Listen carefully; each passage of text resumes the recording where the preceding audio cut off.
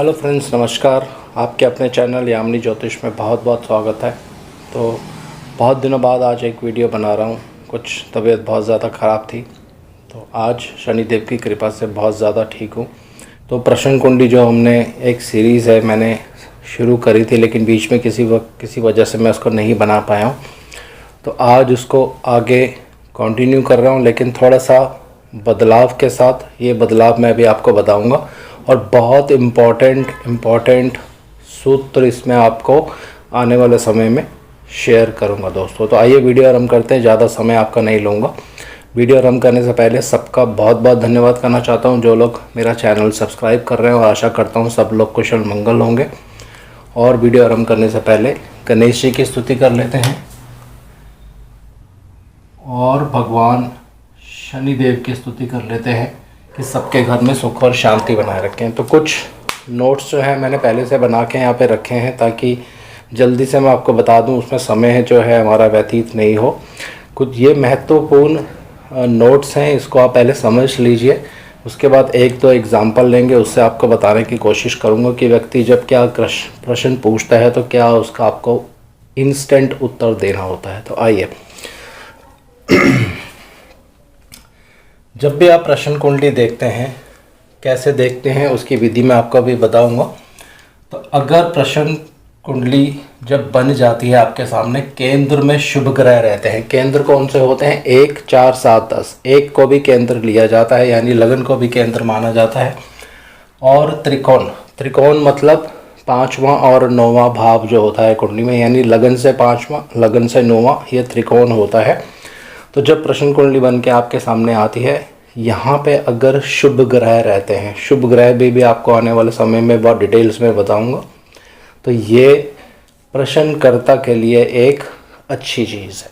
तो आइए, दूसरा रूल इसमें आपको क्या याद रखना है कि जब प्रश्नकर्ता आपसे प्रश्न पूछता है और जिस भाव से संबंधित वो प्रश्न होता है, मान लीजिए प्रश्नकर्ता ने अपनी माता के विषय में कोई प्रश्न पूछा है, तो माता चौथे भाव से देखी जाती है, लगन से चौथा भाव आपको लेना होता है। तो चौथे भाव के आगे यानी 5वें भाव में, या पीछे यानी तीसरे भाव में अगर शुभ ग्रह रहते हैं, तो ये भी कुछ पॉजिटिव चीज़ दिखाते हैं। जो प्रश्नकर्ता अपनी माता के बारे में प्रश्न पूछ रहा है, उसमें कुछ लाभ उसको दिखाई देता है, या जो भी वो प्रश्न होगा पॉजिटिव उसमें रिज़ल्ट आने के चांसेस रहते हैं। इसी तरह से सेम रूल एप्लीकेबल होता है अगर प्रश्नकर्ता ने माता के विषय में क्वेश्चन पूछा और चौथे भाव के आगे या चौथे भाव के पीछे कोई मैलेफिक ग्रह बैठा होता है, तो फिर रिज़ल्ट जो है नेगेटिव जा सकता है। इसमें बहुत से कॉम्बिनेशंस होते हैं, वो देखने पड़ते हैं। ये धीरे धीरे करके स्टेप बाय स्टेप आपको मैं एक एक करके बताऊंगा। इसके बाद राशियों का बहुत ज़्यादा महत्व है। राशियों की क्लासिफिकेशन आपको 100% बिल्कुल क्लियर होनी चाहिए। इसका प्रिंट आपको अपने पास निकाल के रखना पड़ेगा जब आप प्रश्न कुंडली करेंगे। यहाँ से बहुत सी चीज़ें पता चलती हैं, तो एक एक करके मैं आपको बता रहा हूँ कि राशियों का क्या मतलब होता है। थोड़ा जल्दी से मैं बताऊँगा, क्योंकि ऑलरेडी हर किताब में ये लिखा रहता है, हर पंचांग में ये दिया रहता है, लेकिन समझने के लिए हमें यहाँ पे ज़रूरी है। पहला, जो राशियां सामने यानी सर से उदित होती हैं, उनको शीर्षोदय राशि कहा जाता है। ये बहुत शुभ राशियां होती हैं। और ये कौन सी होती हैं? 3, 5, 6, 7, 8, 11, और ये दिन में बली होती हैं। इसी के साथ साथ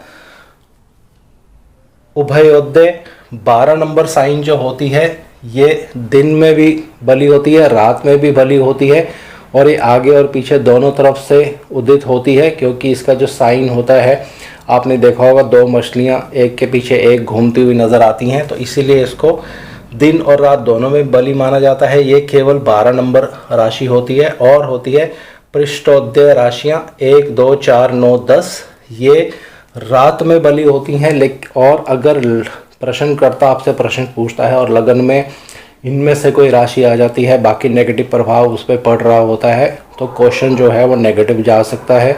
जो प्रश्नकर्ता क्वेश्चन पूछता है उसका उत्तर या उसका जो रिज़ल्ट होगा वो नेगेटिव जा सकता है। ये अभी आने वाले समय में करेंगे, ये रात में बली होती हैं। इसी तरह से राशियों की क्लासिफिकेशन की गई है। सम और विषम राशियां कौन सी होती हैं, यानी ऑड इवन, और पुरुष और स्त्रियां राशियां कौन सी होती हैं, ये जल्दी से मैं आपको बता देता हूँ। 1, 3, 5, 7, 9, 11 ये विषम यानी ऑड राशियां होती हैं, इनको पुरुष राशियों की संज्ञा दी गई है। 2, 6, 4, 8, 10, 12 ये सम राशियां होती हैं, इनको स्त्री संज्ञा दी गई है। ये आपको यहाँ पे नोट कर लेना है। इतना नोट करने के बाद और मैं आगे अभी लिखने जा रहा हूँ, इसको मैं रब करूँगा, तो जिसको स्क्रीनशॉट लेना है वो ले सकते हैं। 2 मिनट के लिए मैं वीडियो पॉज कर रहा हूँ।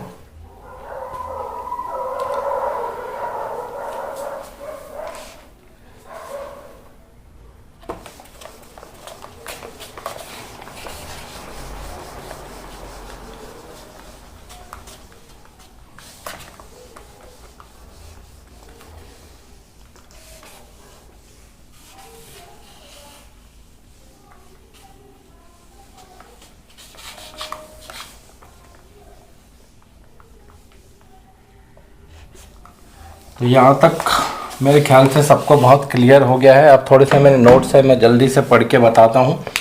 अब राशियों की क्लासिफिकेशन और भी दी गई है, वो कौन सी ये सबको पता है। 1, 4, 7 और 10 ये 4 राशियाँ होती हैं, बताने की ज़रूरत नहीं है। 2, 5, 8 और 11 ये स्थिर राशियाँ होती हैं, और 3, 6, 9 और 12 ये होती हैं द्विस्वभाव राशियाँ। ये भी आप नोट कर सकते हैं। इसकी बहुत महत्वता होती है जब प्रश्न किया जाता है। मान लीजिए किसी व्यक्ति ने प्रश्न किया, अभी आगे करेंगे लेकिन एक उदाहरण आपको बता रहा हूँ। कोई व्यक्ति अगर आपसे प्रश्न करता है कि मेरे घर पे मेरे फादर या मेरी मदर या कोई भी व्यक्ति बीमार है, और जब प्रश्न कुंडली आप बनाते हैं उस समय की वहाँ पे चर लगन आ जाता है, तो चर लगन का मतलब ये होता है, एक पॉजिटिव चीज़ है कि रोग जो है वो भागने वाला है, यानी उसकी मूवमेंट होने वाली है, क्योंकि ये चर राशि है। लेकिन उसके साथ साथ बाकी योगों को भी देखना पड़ेगा कि कितने समय में वो रोग भागेगा, या अगर बहुत ज़्यादा नेगेटिव प्रभाव पड़ रहा होगा तो फिर बहुत जल्दी से वो रोग पीछा नहीं छोड़ेगा, समय लेगा। तो ये अभी आने वाले समय में बहुत सारे एग्जाम्पल्स करेंगे जिससे आपको ये बहुत क्लियर समझ आ जाएगा। तो इनको मैं मिटा देता हूँ।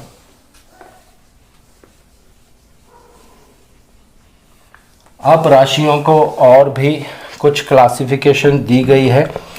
पहली होती है 1, 5 और 9 ये अग्नि तत्व राशियां हैं,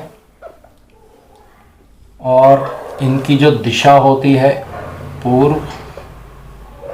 और ये जो राशियां होती हैं, ज़्यादातर ऐसे लोग अच्छी अच्छी पोस्ट पे काम करते हैं, ये आने वाले समय में करेंगे एग्जांपल्स के साथ। अभी आप सिर्फ इतना नोट कर लीजिए।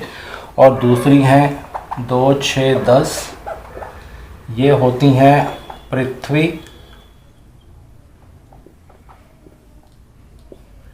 पृथ्वी तत्व होती हैं, और इनका जो दिशा होती है ये होती है उत्तर, और इनका जो व्यवहार होता है वो होता है वैश्य। यानी कि वैश्य मतलब जो लोग बिजनेस करते हैं, जो लोग ट्रेडर्स होते हैं, वो इसमें आते हैं। पे मैंने थोड़ा सा गलत लिख दिया है मेरे ख्याल से। इसकी दिशा जो होती है दक्षिण होती है।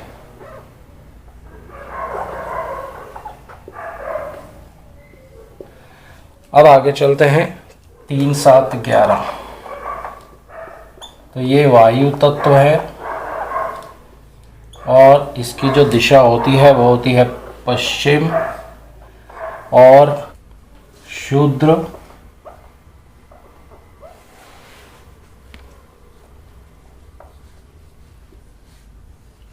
होते हैं जो लोग सर्वेंट्स होते हैं, आप इनको शूद्र कह सकते हैं, या जो मिडिल क्लास के लोग होते हैं उनको आप शूद्र कह सकते हैं।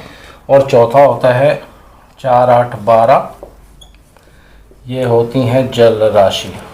और इनकी जो दिशा होती है, इनकी दिशा उत्तर होती है। और ज़्यादातर ये लोग ब्राह्मण पीस, जो ब्राह्मण वर्ग के लोग होते हैं वो इसमें आते हैं, तो ये भी आप नोट कर सकते हैं। इसका भी बहुत महत्व है प्रश्न कुंडली में। जब मैं एग्जांपल्स आपको दिखाऊंगा उसमें बहुत सारी चीज़ों का इस्तेमाल होने वाला है। तो इसको मैं अभी रब करने जा रहा हूँ। सिंपल है, हर पंचांग में आपको ये मिल जाएगा, ज़्यादा कोई कॉम्प्लिकेटेड नहीं है।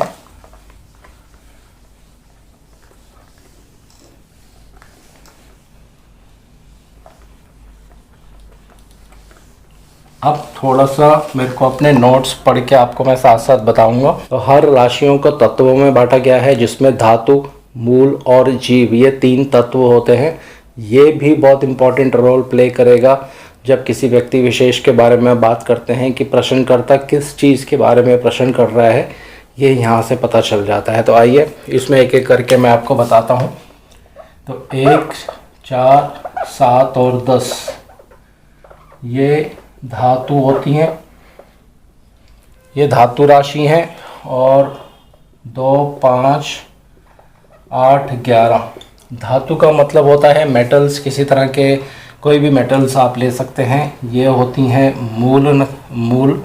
मूल का मतलब होता है जिसको आप खाने पीने की चीज़ें कहते हैं।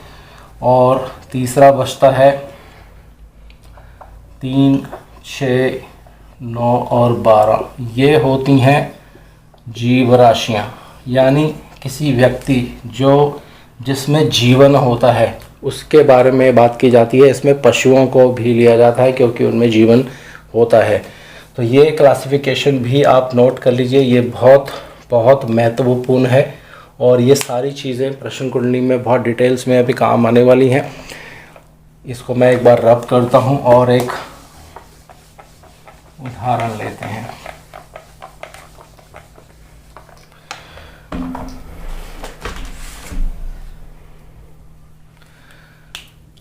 मान लीजिए एक व्यक्ति आपसे प्रश्न पूछता है और उसकी कुंडली बन के आती है।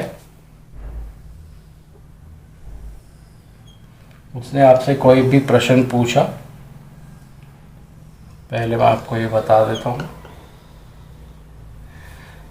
कोई व्यक्ति आपके पास आता है और आपसे प्रश्न पूछता है, क्या मेरी प्रमोशन होगी? अब इसको बहुत डिटेल्स में मैं कवर नहीं कर रहा हूँ, सिर्फ बेसिक कॉन्सेप्ट आपको बताऊंगा। लेकिन आने वाले समय में बहुत अच्छे अच्छे योग जो होते हैं इसमें साथ में लगाने की कोशिश करेंगे। आपने कुंडली बनाई उस समय की, यहाँ पे आता है 11 नंबर लगन।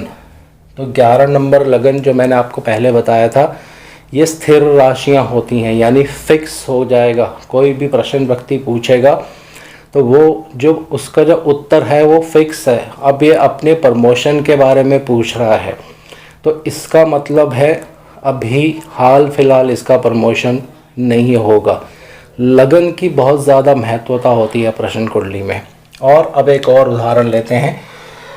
एक दूसरा व्यक्ति आपसे प्रश्न पूछता है और वो जानना चाहता है कि क्या गवर्नमेंट गिरने वाली है या कोई नया प्राइम मिनिस्टर आने वाला है।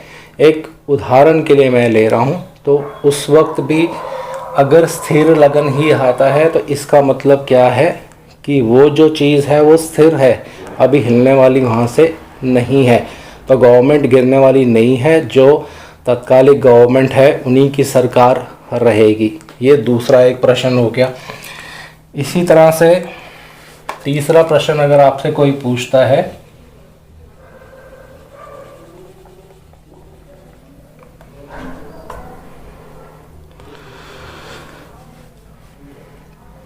कि मेरे घर में कोई सामान चोरी हो गया है।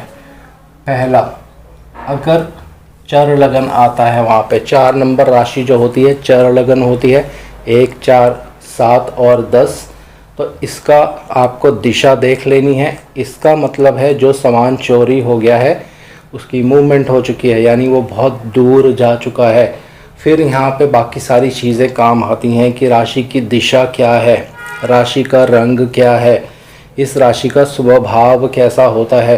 तो इसका मतलब ये है, चर मतलब कि कोई बाहरी आदमी आपका सामान चुरा के उस सामान को बहुत दूर ले गया है, उसको ढूंढना थोड़ा सा मुश्किल होगा।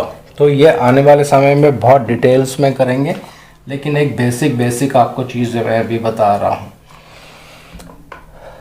अगर अब दूसरा व्यक्ति कोई क्वेश्चन पूछता है कि मेरे घर में मेरा सामान चोरी हो गया है, और जिस समय उसने प्रश्न पूछा है स्थिर लगन आता है।